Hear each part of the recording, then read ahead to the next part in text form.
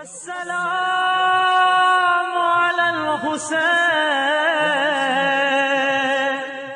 وعلى علي. السلام على الحسين وعلى علي بن الحسين وعلى أولاد الحسين وعلى أصحاب الحسين. مومنین کرام، محرم الحرام، تاریخ اہل بیت علیہم السلام، ذکر اہل بیت، مجالس، ماتم گریہ، اس کے بارے میں انشاءاللہ ہمارے یہ دروس جاری رہیں گے محرم سفر میں۔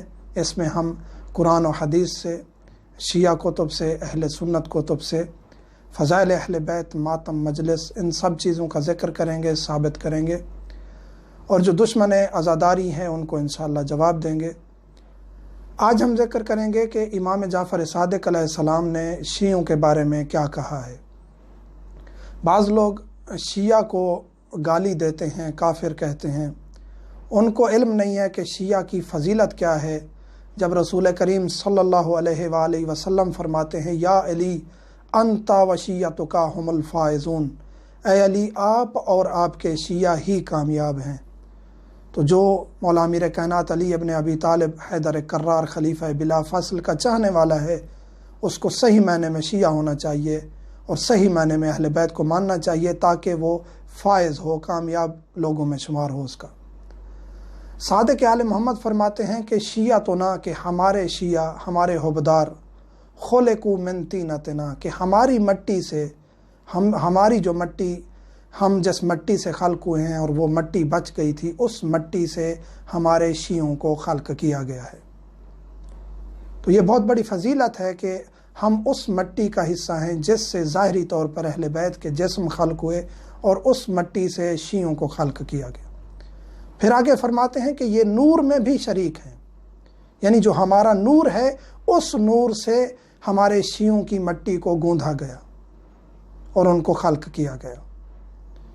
پھر آگے فرماتے ہیں کیونکہ یہ ہمارا حصہ ہیں تو یہ ہماری خوشی میں خوش ہوتے ہیں اور ہماری مصیبت میں گریہ کرتے ہیں۔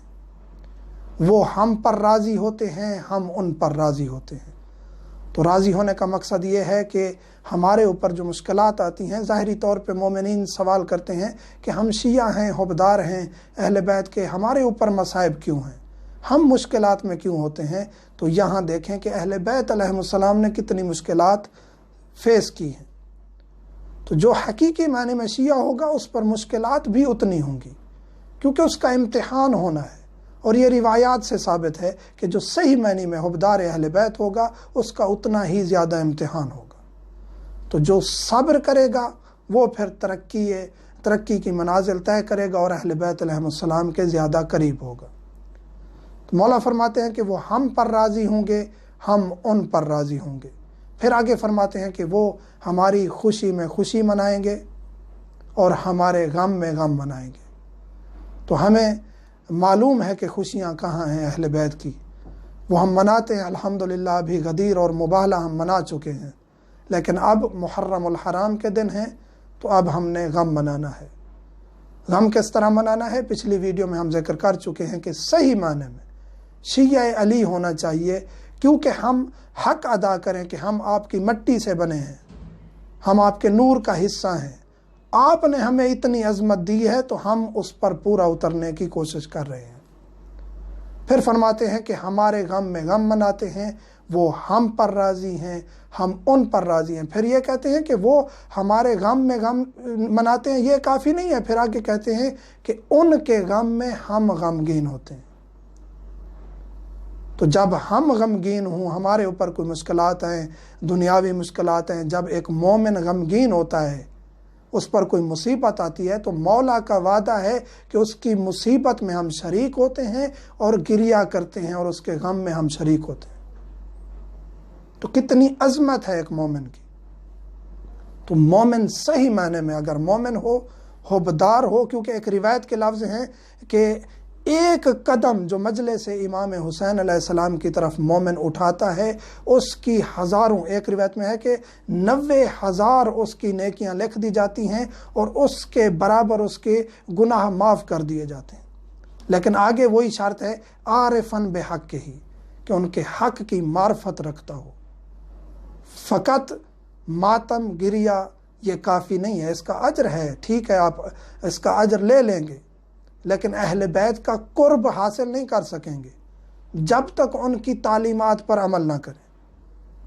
تو ماتم کریں، گریا کریں، لیکن اپنے آپ کو اس طرح بنائیں جس طرح میثم میں تمار تھے، جس طرح سلیمان فارسی تھے، جس طرح جناب مالک اشتر تھے، اس طرح بنائیں جس طرح کربلا کے شہداء تھے۔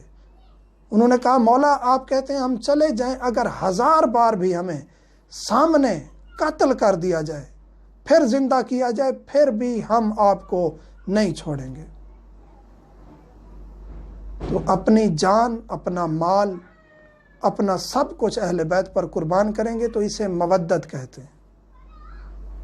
اور مودت کا اعلیٰ معیار یہ ہے کہ انسان ہر عمل کرے اور دیکھے کہ اس پر اہل بیت اور اللہ کی ذات راضی ہے یا نہیں ہے۔ تو مولا کہتے ہیں کہ یہ ہمارے شیعہ ہیں جو ہمارے غم میں شریک ہوتے ہیں، ہم ان کے غم میں شریک ہوتے ہیں۔ اور پھر آگے ایک اور بات، یعنی کہ اتنا فضیلت شیعہ کو عطا کر دی گئی ہے۔ امام رضا علیہ السلام فرماتے ہیں کہ جو غم میں حسین علیہ السلام میں روتا ہے وہ جنت میں ہمارے برابر مقام پر ہوگا۔ حیران کن بات یہ ہے کہ انسان چھوڑ دیتا ہے اہل بیت کی تعلیمات کو، دشمن اہل بیت بن جاتا ہے۔ اس کو دعوت دینا چاہتا ہوں کہ اتنا اہل بیت علیہ السلام نے کرم کر دیا ہے، آؤ اہل بیت کے دروازے پر جھکو تو صحیح۔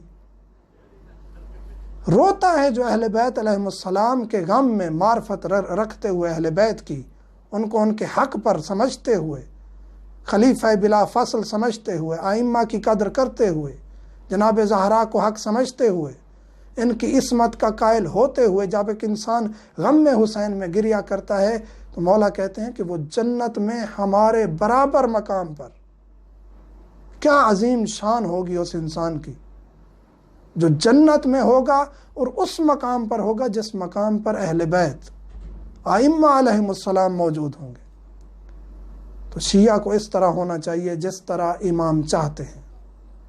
شیعہ جہاں بھی جائے پتہ لگ جائے، دیار غیر میں ہو، علاقہ غیر میں ہو، اکیلا گھر ہو شیعہ کا، ادھر ادھر دیگر لوگ ہوں، مختلف مسالک کے ہوں، حتیٰ کہ کافر بھی ہوں، وہ آپ کی سیرت کو دیکھ کے، آپ کے کردار کو دیکھ کے سمجھ جائیں کہ یہ کوئی ایسی شخصیت ہے اور ایسے شخصیات کو چاہنے اور ماننے والا ہے کہ جس کی طرف ہمیں راغب ہونا چاہیے۔